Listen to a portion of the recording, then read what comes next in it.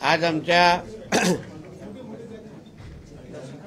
मत्स्य विभागाच्या माध्यमातून हे बाहेर आता आवाज बंद, दरवाजा बंद करा पाहिजे तर. आज आमच्या मत्स्य विभागाच्या माध्यमातून आपल्या किनारपट्टीच्या भागावर 9 ठिकाणी ड्रोन प्रणालीचं उद्घाटन आत्ताच झालेलं आहे. राज्याचे मुख्यमंत्री आदरणीय देवेंद्र फडणवीस साहेब, आमचे उपमुख्यमंत्री सन्मान्य एकनाथ शिंदेजी, दुसरे उपमुख्यमंत्री आमचे अजितदादा पवार यांच्या मार्गदर्शनाखाली पहिला 100 दिवसाचा प्लॅन आमच्या महाराष्ट्र सरकारने आखलेला आहे. आणि मग त्याच्याच अंतर्गत आमच्या किनारपट्टीमध्ये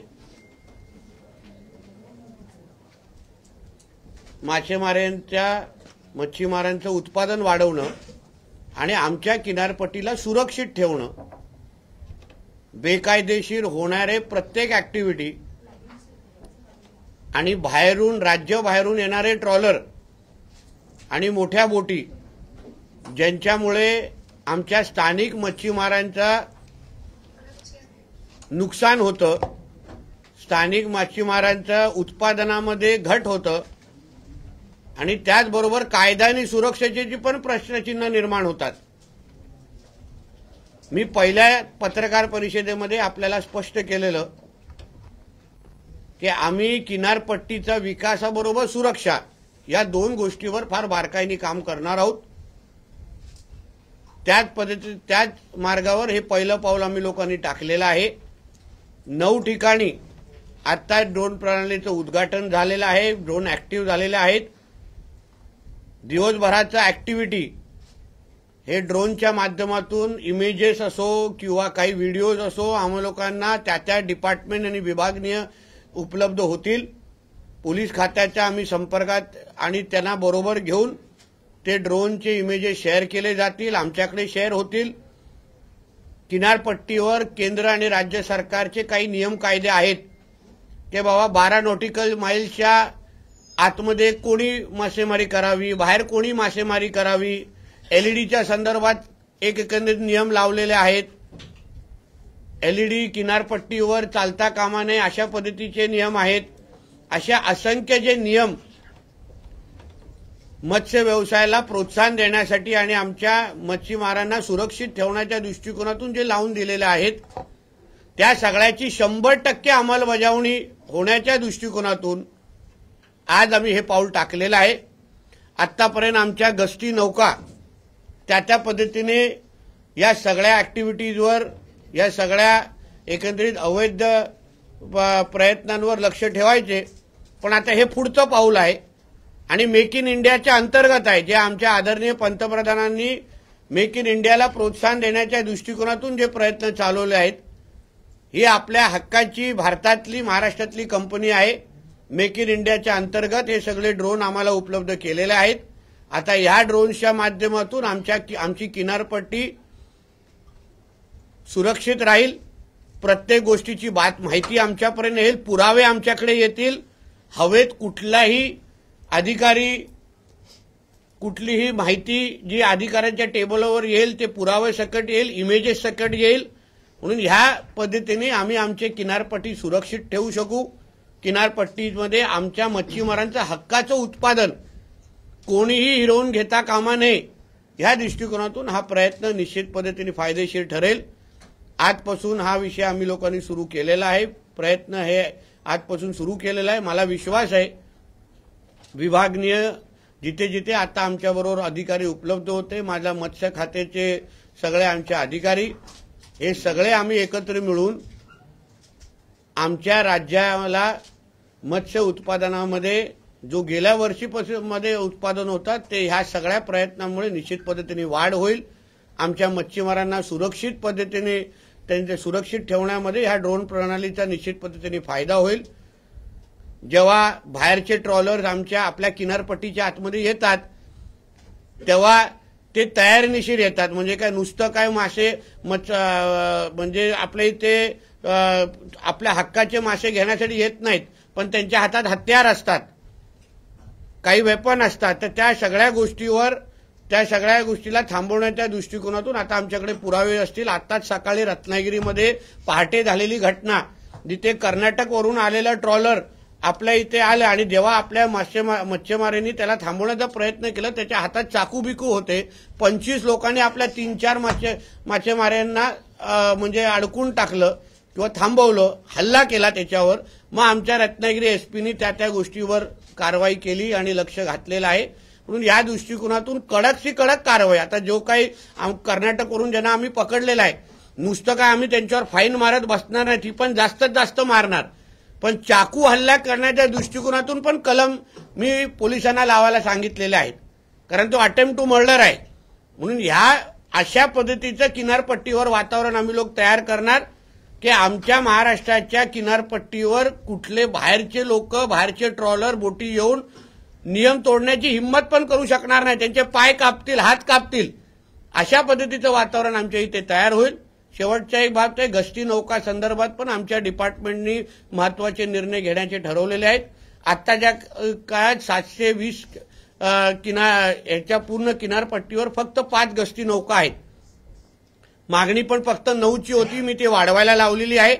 त्याचबरोबर गस्ती नौका पण आता जशा वूडच्या आहेत, मागणी म्हणजे आता ऑर्डर फायबरचं झालेलं ते थांबून मी स्टीलच्या करायला लावलेल्या आहेत. कारण समोरून येणारे जे ट्रॉलर असतात त्या महागड्या असतात, त्या स्टीलच्या असतात आणि आम्ही फायबरच्या घेऊन काय करणार. म्हणजे समोर AK-47 आणि आमच्या हातात पिस्तूल, अशा गोष्टी चालणार नाही. म्हणून आम्ही गस्ती नौका पण ज्या मागवणार आहोत त्या स्टीलच्या मागून, जेणेकरून आमचं म्हणजे जे काही कोस्टल सिक्युरिटीच्या दृष्टिकोनातून आमच्याकडे पण त्याच पद्धतीच्या साधन समृद्धी आणि आमच्याकडे पण त्याच पद्धतीचे इक्विपमेंट असले पाहिजे, या दृष्टिकोनातून आमचं डिपार्टमेंट पाऊल टाकत आहे. सर, तुमचा खरं तर हा क्रांतिकारक निर्णय आहे, कारण की मुंबईवरचा हल्ला हा पण कोस्टल मार्गे झाला होता आणि जवळपास महाराष्ट्राला 720 किलोमीटरचा समुद्र किनारा लाभला आहे. तर तिकडे विशिष्ट काय आपली भरती पण होणार आहे का? कारण की ड्रोनची संख्या वाढेल, बोटीची संख्या वाढणार आहे, तर त्या संदर्भात काय भरती पण होणार आहे का? म्हणजे स्टाफची भरती बोलतो ना, कारण का पाण्याची पण भरती येते. असं आहे, आज हे जे डिपार्टमेंटमधून ही जी ऍक्टिव्हिटी आम्ही सुरू केलेली आहे त्यासाठी लागणारे सगळे अधिकारी आम्ही आज उपलब्ध करून दिलेले आहेत.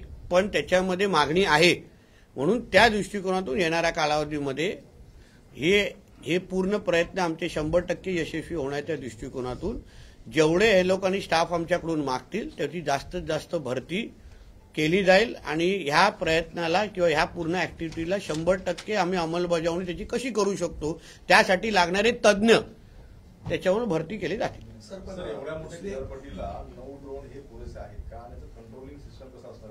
जर असेल तर कोण अधिकारी बसणार, कोण कंट्रोल करणार? ते फिशरीजचे सगळे अधिकारी ते कंट्रोल ज्यांना ते ऍक्टिव्हिटीज कंट्रोल रूम मध्ये समजतात तशा लोकांवर लक्ष ठेवलेलं आहे, जे आमच्या डिपार्टमेंटकडे माहिती फॉलो करणार आहे, म्हणजे माहिती देणार आहे. तसंच जे काही 9 विभागीय कार्यालय आज आम्ही आयडेंटिफाय केलेले आहेत त्या इकडचे जे फिशरीजचे आमचे जे अधिकारी आहेत, त्याचबरोबर पोलीस खातं, हे दोघंही संलग्न राहून त्या ऍक्टिव्हिटीवर लक्ष ठेवणार आहेत. म्हणून आता लागणारी सगळी यंत्रणा सज्ज आहे. 9 आता ड्रोनची पण तुम्ही क्वालिटी बघितली, इमेजेसची क्वालिटी. माझी तुम्हाला विनंती, या झाल्यानंतर मुद्दामून आमच्या कंट्रोल रूममध्ये थोडा कॅमेरा फिरवा, तिथे तुम्हाला दिसेल की बाबा आपले इमेजेस अतिशय क्लिअर आहेत. आपल्या लोकांना ज्या पद्धतीने पुरावे जमा करायचे आहेत, कारण काय होतं, जो समोरच्या आता ह्याच्या अगोदर पारंपरिक काय व्हायचं की माल किती नेमकं घेतला, तो कुठून आला, या सगळ्याची माहितीच उपलब्ध राहायची नाही. आता ड्रोनच्यामुळे सगळ्याच्या सगळ्या गोष्टी फार बारकाईने लक्ष ठेवल्या जातील आणि लागले तर अजून ड्रोन मागू ना आम्ही. हे काय फक्त 9 वर कोण थांबणार नाहीये. ऍक्टिव्हिटी 9 वरून सुरू केलेली आहे. आता अजून लागतील तर अजून मागू. सर, हे बाहेरील ट्रॉलर्स किंवा मच्छीमारांना अडवण्यासाठी चांगली यंत्रणा तुम्ही सांगताय, मात्र दुसरं अंतर्गत जे आहे, जे मोठ्या संख्येने बांगलादेशी आता सध्या बोटींवरती आहेत, त्यांची काही तपासणी मोहीम मत्स्यविभागाकडून केली जाईल का? कारण आताही मोठ्या संख्येने स्थानिक मच्छीमारांपेक्षा जास्त संख्या ही बांगलादेशी. बघा, त्या दिवशी मी ससून डॉकची पाहणी करायला गेलेलो तेव्हा मी तिथे स्पष्ट त्या अधिकाऱ्यांना, आमच्या अधिकाऱ्यांना पण सांगितलं, तिथे स्थानिक पण सांगितलं की प्रत्येक आमच्या डॉकवर उपस्थित असणाऱ्या व्यक्तीच्या हातात त्याचा आधार कार्ड असलं पाहिजे. जेणेकरून कोणीही अगर त्याने येऊन त्याची ओळख मागितली त्याच्या हातात त्याचं आधार कार्ड असलं पाहिजे. त्या दिवशी म्हणजे तेवढे गेलो कोणाच्या हातात आधार कार्ड नव्हतं. म्हणून बांगलादेश आणि रोहिंग्याचा जो काही आम्ही मोहीम आमच्या देवेंद्र फडणवीस साहेबांच्या नेतृत्वाखाली आमच्या सरकारने सुरू केलेली आहे, त्यासाठी ज्या आमच्या डॉकवर प्रत्येक गोष्टीवर लक्ष असणार. कारण का अवैध ह्यांचे जे काय ऍक्टिव्हिटीज आहेत ते पोर्टच्या माध्यमातून किनारपट्टीवर मोठ्या प्रमाणामध्ये सुरू आहे, त्याची माहिती आम्हालाही आहे. आता त्याला आळा घालण्याच्या दृष्टिकोनातून ज्या ज्या गोष्टी करण्याची गरज आहे, म्हणजे त्यांचे आधार कार्ड तपासणीपासून कोण काय तिथे काम करतंय तो तेच काम करायला हवं का, कुठली बोट कोणाच्या नावानी आहे, नाव ज्याच्या नावानी बोट आहे तोच बोट वापरतोय का, या सगळ्या गोष्टी लायसन्सेस त्याचे आहेत किंवा एक्सपायर्ड झाले आहेत का, या सगळ्या गोष्टीची माहिती आम्ही गोळा करायला सुरू केलेली आहे. मी तुम्हाला लवकरच ह्याच्यामध्ये चांगला फरक म्हणजे जे काही आता दिसणारे जे काही म्हणजे काही लोकांची मक्तेदारी दिसते तुम्हाला किनारपट्टीवर, त्या सगळ्या मक्तेदारी तोडण्याचं काम आमचं डिपार्टमेंट येणाऱ्या कालावधीत करेल. मालेगावमध्ये 10,000 पेक्षा जास्त फेक आधार कार्ड भेटले, तर इकडे तुम्ही कसं टॅकल करणार त्याला? त्यांची एकंदरीत मला त्याचं उदाहरण लायसन्सेस, बोटीचे लायसन्सेस कोणाच्या नावानी आहेत आणि ज्यांच्या नावानी लायसन्सेस आहेत तोच बोट चालवतो आहे का, मग त्याचे कागदपत्र 100% दिले आहेत का, 100% दिले असतील तर त्याच्यात काही जुने कागदपत्र, हे सगळ्याची स्क्रुटनी आम्ही लोकांनी पहिल्या दिवसापासूनच सुरू केलेली आहे. त्याची एक 15-20 दिवस 1 महिन्यामध्ये मला पूर्ण माहिती येईल आणि एकदा माहिती आल्यानंतर मग स्वच्छ भारत अभियान याचे विषय संपले का, मग तुम्ही घ्या तो इसमें खत्म करते फिर उसमें जाएंगे. मला ह्याच विषयावर एक विचार होते, जिथे जिथे आपले डॉग्स आहेत तिथे डिफेन्सचे क्रिटिकल इन्फ्रास्ट्रक्चर पण असतात, तर कुठेही ते ओव्हरलॅप होऊ नये त्याच्यासोबत आपण कोऑर्डिनेट करणार, ऑब्व्हियसली कोऑर्डिनेट करणार ना. डिफेन्स आणि ज्या ज्या सिक्युरिटी एजन्सी आहेत त्या सगळ्यांना कॉन्फिडन्समध्ये घेऊन आम्ही या सगळ्या गोष्टी करतो. जेव्हा गव्हर्नमेंट कुठलाही निर्णय घेतं, खातं कुठलाही निर्णय घेतं, तेव्हा त्या त्या संबंधित डिपार्टमेंट किंवा केंद्र सरकारच्या एजन्सीला कॉन्फिडन्समध्ये घेऊन, हे काय आम्हाला वाटलं ड्रोन उडवायचं म्हणून आम्ही उडवत नाही हा विषय, त्यांना कॉन्फिडन्समध्ये घेऊन त्यांना या सगळ्या ऍक्टिव्हिटीची माहिती दिल्यानंतरच आम्ही हे पाऊल उचललेलं आहे. सर दुसरा एक विषय असा होता की कॉन्फ्लाय जर सर्वसामान्यांना प्रवेश करायचा असेल तर फार पास वगैरे आणि खूप रांगेत उभं राहून करावं लागतं. मात्र काल एक आलिशान गाडी आली, काळ्या रंगाच्या काचा आणि एका मंत्र्यांना भेटण्यासाठी आली होती, तर कुठली चेकिंग न करता थेट ती प्रवेश दिला गेला. एक लक्षात घ्या, ह्या मंत्रालय सिक्युरिटीच्या संदर्भात आमचे आदरणीय मुख्यमंत्री साहेब स्वतः लक्ष घालतायत. मला विश्वास आहे की अशा पद्धतीचे कुठलेही अगर सिक्युरिटी लॅब झाला असेल साहेब लक्ष घालतील आणि त्या पद्धतीने करेक्टिव्ह मेजर घेतील, काय प्रॉब्लेम होणार नाही. सर, काल इस्लामिक काही कंट्रीजकडून एक हिट लिस्ट तयार करण्यात आली, त्याच्यामध्ये तुमचंही नाव समावेश होतं, अयोध्येचे महंत राजूदास यांचं नाव समावेश आणि उत्तराखंडचे मुख्यमंत्री सुद्धा दिसत आहेत. अशा प्रकारे बघता अहो पण त्यांची हिटलिस्ट आहे तर आमच्याकडे पण आमची हिटलिस्ट आहे ना, तर आपण बघू ना ते लोक त्यांची हिटलिस्ट पूर्ण करतात की आम्ही आमची हिटलिस्ट पूर्ण करतो. आमची हिटलिस्ट नाही आहे का ज्याच्यामध्ये दहशतवाद्यांच्या सगळ्यांची नाव आहे, तर त्यांनी त्यांच्या हिटलिस्टवर काम करावं, आम्ही आमच्या हिटलिस्टवर काम करू. त्यांच्यातल्या एकाला पण आम्ही लोक ठेवणार नाही, ही आमची पण आमच्या केंद्र आणि राज्य सरकारची तयारी आहे. म्हणून त्यांच्या हिटलिस्टपेक्षा आमच्या हिटलिस्टवर लक्ष द्या, एक एक एक एक बघा कसे कमी होतात आणि मग बघू. आणि म्हणून आमच्या हिंदू राष्ट्रामध्ये कुठल्याही हिंदूला आमच्या सकट कोणालाही घाबरण्याची गरज नाही, कोणालाही चिंता करायची गरज नाही. आमचं केंद्र सरकार सक्षम आहे, आमचं राज्य सरकार आता सक्षम आहे. म्हणून अशा कुठल्याही पद्धतीच्या हिटलिस्टला आम्ही एक तर भीक घालत नाही आणि त्यांच्या हिटलिस्टपेक्षा आमची हिटलिस्ट ही आमच्यासाठी महत्वाची. एक एक एक दहशतवादाला संपवायचं कसं, हर एक को मिट्टी में मिला देंगे, ही आमची भूमिका आहे. बघू पुढे काय होतं. मग सुरक्षेची काही मागणी केलेली आहे का वाढ करण्यासाठी? माझा आडनाव राणे आहे. लोकांना आमच्याकडून सुरक्षा लागते, आम्ही सुरक्षा मागत नाही. योग्य माणसाला योग्य प्रश्न विचारे बाबा. शरद पवारांनी काल राष्ट्रीय स्वयंसेवक संघाच्या सगळ्या स्वयंसेवकांना, हे आमची ड्रोनची बातमी लागेल ना, आमच्या अधिकाऱ्यांनी डिपार्टमेंटने फार प्रयत्न केलेला आहे. म्हणून काही गोष्टी आमच्या ड्रोनवर लक्ष ठेवा अशी आमची विनंती आहे. हो, महाराष्ट्रामध्ये आमचं पहिलं डिपार्टमेंट आहे जो अशा पद्धतीची ऍक्टिव्हिटी करताय. तुमच्या ज्ञानात थोडं भर टाकतो. तुम्ही जावई आहेत सावंतवाडीचे, तुमच्याही किनारपट्टीवर आमचा ड्रोन चालणार आहे, जेणेकरून जावई काही चुकीच्या गोष्टी किनारपट्टीवर करतात का ते ड्रोन लक्ष ठेवेल आणि सासरवाडीला फोटो पाठवेल.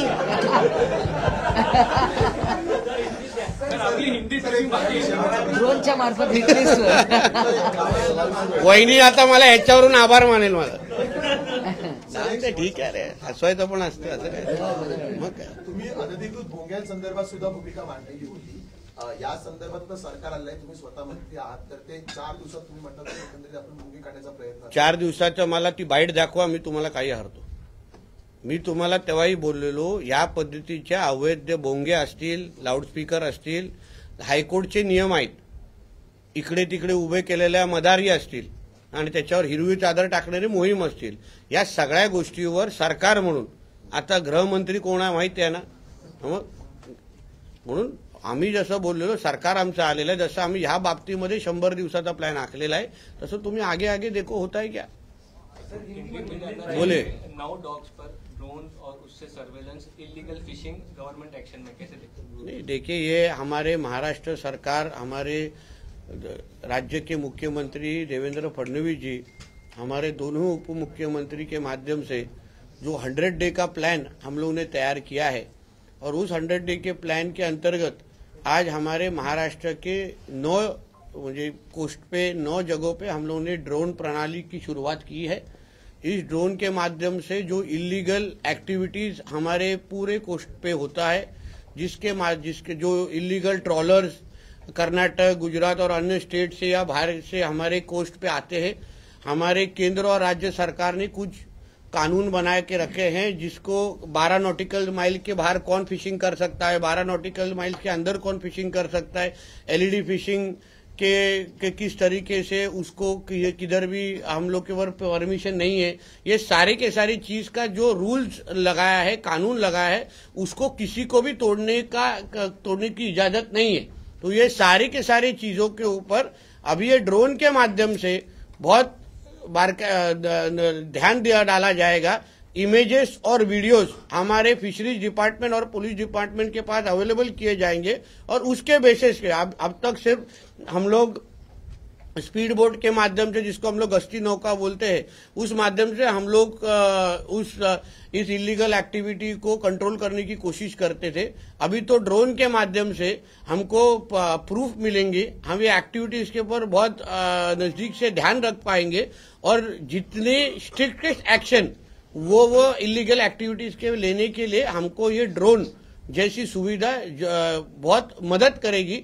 इसलिए सब जो 9 डिविजन्स में अभी ये ड्रोन की शुरुआत हुई है, आज से हमारे कोस्ट ये security wise 100% will be covered by the drones. Sir, इसके और भी फायदे होंगे, लॉ एंड ऑर्डर सिचुएशन हो गई, ड्रग पार्टी, जैसे कई शिकायतें समुद्र के आसपास इलाके से. देखिए, हमारे समुद्र के ऊपर जो कोई इलीगल एक्टिविटीज होती है, जो एक्टिविटीज हमारे नेशन के खिलाफ भी होती है, उस सारे चीजों के ऊपर ये ड्रोन अभी ध्यान रखेगी.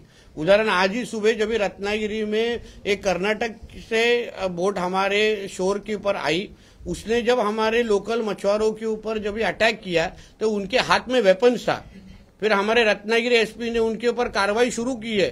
तो हम लोग ने उनको कहा है कि सिर्फ आप फाइन तक रुके नहीं, मगर आगे भी जाके कड़क सा कड़क उनके ऊपर जो कानून, जो कलम बोलते हैं, वो कलम उनके ऊपर 307 जैसे जो भी नया जो उसका नंबर है, उसके हिसाब से अटेम्प्ट टू मर्डर का चार्ज उनके ऊपर लगाए, ताकि आगे जाके भी कोई भी हमारे शोर्स में या हमारे कोस्ट पे आने की हिम्मत ही ना करे. सर, लोकल मछुआरों के बीच में जो बांग्लादेशी मछुआरे बहुत बड़े उनके ऊपर किस तरह से कार्रवाई? देखिए, ये सारे हमारे डॉग्स हो या हमारे कोस्ट लाइन में हो, वहां पे ये जो बांग्लादेश और रोहिंगे बहुत बड़े पैमाने पे उनकी एक्टिविटीज अभी बढ़ती जा रही थी, उस सारी चीजों के ऊपर भी ये ड्रोन बहुत नजदीक से नजर रखेगा. इस तरह से बहुत मैंग्रोव्स के अंदर इन लोग ने मदार खड़े करने की कोशिश की है. कुछ इलीगल स्ट्रक्चर्स आए हैं मैंग्रोव्स के अंदर. अभी आपको भी मालूम है कि मैंग्रोव्स को अगर हम लोग काटने की भी हिम्मत नहीं कर सकते, क्योंकि लॉ बहुत स्ट्रिक्ट है. तो इस सारे, तो उसके बावजूद भी कोई इलीगल स्ट्रक्चर्स, रिलीजियस स्ट्रक्चर्स उधर खड़े हुए हैं. वो सारे एक्टिविटीज का अभी हम लोग प्रूफ हमारे पास जमा करेंगे, और उस हिसाब से उसके ऊपर एक्शन लेने की हमारी तयारी होगी. काय बोल झालं ना तुला आता, काय कितींदा बोलशील तू तेच. ठीक आहे.